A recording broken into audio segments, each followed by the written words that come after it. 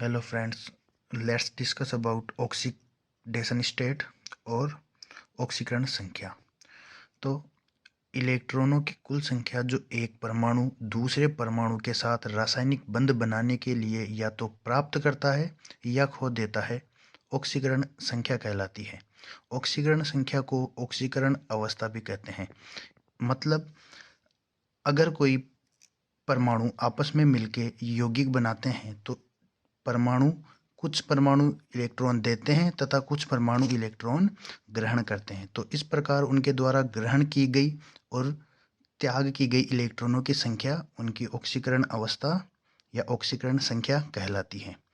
तो कुछ धातुएं ऐसी हैं जिनकी ऑक्सीकरण संख्या फिक्स है, जैसे क्षारीय धातुओं की ऑक्सीकरण संख्या +1 होती है। क्षारीय मृदा धातुओं की ऑक्सीकरण संख्या +2 होती है। क्षारीय धातुएं आवर्त सारणी में पहले वर्ग में आती है। क्षारीय मृदा धातुएं आवर्त सारणी के दूसरे वर्ग की धातुएं हैं। और कुछ सामान्य ऑक्सीकरण संख्याएं हैं जो इस प्रकार है, जैसे हाइड्रोजन की +1। हाइड्रोजन दरअसल क्षारीय धातुओं के अंदर ही आता है। पोटेशियम की +1 हो गई, ऑक्सीजन की -2। साइनाइड Cn जो होता है वो साइनाइड कहलाता है, इसकी ऑक्सीकरण संख्या -1 होती है। सोडियम की +1। NH3 अमोनिया जो होती है उसकी 0। सभी जो हेलोजेंस होते हैं जैसे क्लोराइड, ब्रोमाइड, आयोडाइड, इन सब की -1 होती है। ऑक्साइड की -2। SO3 2 माइनस की -2। सल्फेट आयन की -2। नाइट्रोजन की -3। OH की -1। अमोनियम आयन की +1। एल्यूमिनियम की +3। ऑर्गन की +3। इन सब की ऑक्सीडेशन स्टेट्स फिक्स होती है, तो इनको आप एक बार याद कर लीजिए। तो चलिए कुछ एग्जाम्पल के साथ इसको समझते हैं। जैसे K2MnO4 में Mn की ऑक्सीकरण संख्या। पोटेशियम परमैंगनेट K2MnO4 का यौगिक है, इसका नाम होता है पोटेशियम परमैंगनेट।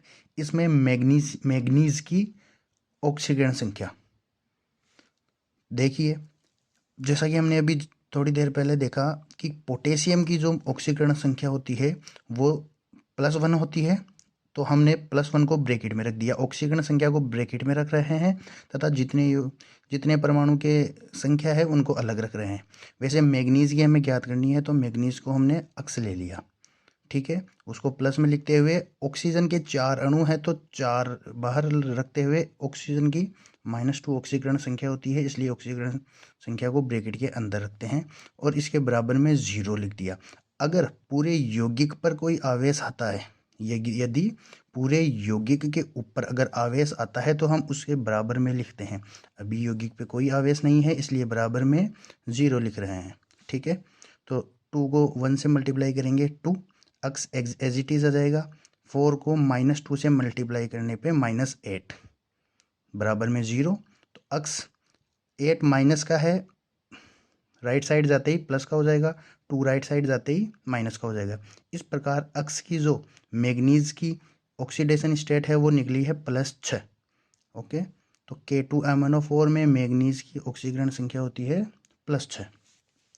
इसी प्रकार दूसरा एग्जाम्पल लेते हैं, MnO4-2 में मैग्नीज की ऑक्सीकरण संख्या। तो देखो मैग्नीज की निकालनी है तो उसको अक्स ले लेते हैं, same as it is pattern होगा जो ऊपर था।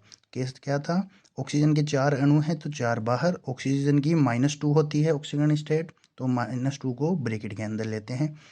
तो और मैंने बताया पहले कि यौगिक पे जितना टोटल आवेश होता है उस आवेश को बराबर में लिखते हैं। तो -2 आवेश है तो -2 को बराबर में लिखते हैं। अक्स 4 को 2 से मल्टीप्लाई किया तो -8 बराबर -2। तो अक्स -8 को उधर लेके जाएंगे प्लस के हो जाएंगे, -2 पहले से हैं। इस प्रकार अक्स की जो निकली वो +6। तो MnO4-2 में मैग्नीज की ऑक्सीकरण संख्या +6 होती है।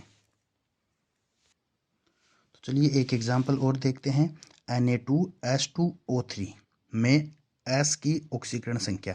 तो इस यौगिक में सल्फर की ऑक्सीकरण संख्या देखो, सोडियम की +1 होती है तो +1 को ब्रैकेट में 2 बाहर रखा, ठीक है। सल्फर की निकालनी है तो अक्स 2 है तो 2 से गुणा करके, इसलिए 2 अक्स।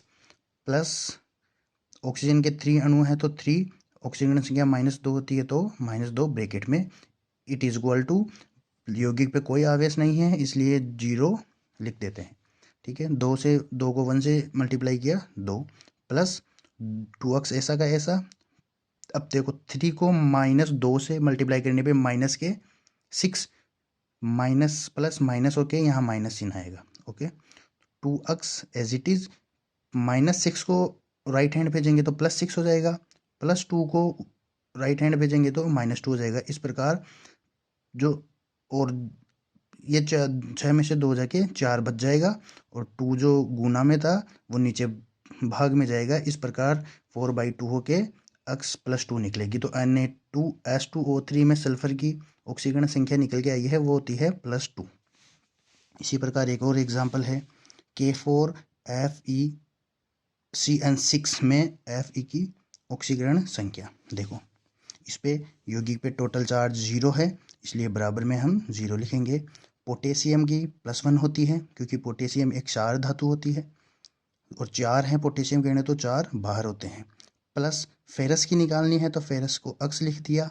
साइनाइड के 6 अणु हैं तो 6 बाहर, ब्रैकेट में Cn जो साइनाइड होता है उसकी -1 होती है तो उसको ब्रैकेट में रख दिया, बराबर में 0 है। इसी प्रकार 4 को 1 से मल्टीप्लाई किया तो 4 + x एज इट इज, 6 को -1 से मल्टीप्लाई करने पे -6 आता है, माइनस प्लस से मल्टीप्लाई होके माइनस आ जाएगा। तो इस प्रकार ये ऐसे हो जाएगा। अब देखिए x को नीचे लेते हैं, -6 को राइट हैंड भेजने पे प्लस का हो गया, -4 को राइट हैंड पे भेजने पे -4 हो गया, प्लस का था इधर जाते ही माइनस का हो गया, तो 6 - 4 होगा 2 प्लस का, तो x बराबर +2। इस प्रकार इस यौगिक में फेरस की ऑक्सीकरण संख्या निकल के आई, वो है +2। तो आप इसको एक बार अच्छे से नोट डाउन कर लीजिए।